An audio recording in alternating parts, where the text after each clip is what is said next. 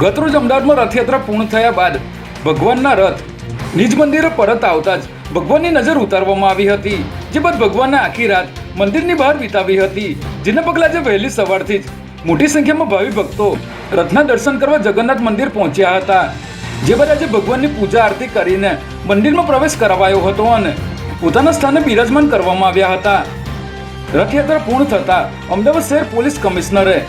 બંદોબસ્તમાં જોડાયેલા તમામ પોલીસ અધિકારીઓ અને કર્મચારીઓને અભિનંદન સંદેશ આપ્યો હતો. સ્ટેટ મોનિટરિંગ સેલની ટીમે વડોદરાની તાલુકા પોલીસને ઊંઘતી રાખી ખોડિયારનગર સ્મશાન પાસે ચાલતા વિદેશી દારૂના વેપલાનો પર્દાફાશ કર્યો છે, જેમાં સ્ટેટ મોનિટરિંગ સેલની ટીમે બાતમીના આધારે વડોદરા તાલુકા પોલીસ સ્ટેશન હદ વિસ્તારમાં લક્ષ્મીપુરા ગામ પાસે આવેલ ખોડિયારનગર સ્મશાન પાસે દરોડો પાડ્યો હતો, ત્યારે ખુલ્લેઆમ ચાલતા દારૂના અડ્ડા પરથી પોલીસે વિદેશી દારૂ સહિત 8 લોકોને ઝડપી લીધા હતા, જ્યારે દારૂ સપ્લાય કરનાર 3 ઇસમોને ભાગેડુ જાહેર કરી તમામની ધરપકડના ચક્રો ગતિમાન કર્યા છે.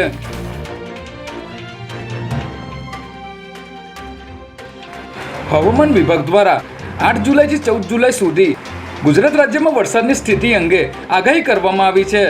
આ વર્ષે અત્યાર સુધીમાં 8 ઇંચ સાથે સિઝનનો સરેરાશ 23% વરસાદ નોંધાયો છે, ત્યારે આગામી 2 દિવસ ઉત્તર મધ્ય ગુજરાત, દક્ષિણ ગુજરાત અને સૌરાષ્ટ્રના મોટાભાગના વિસ્તારોમાં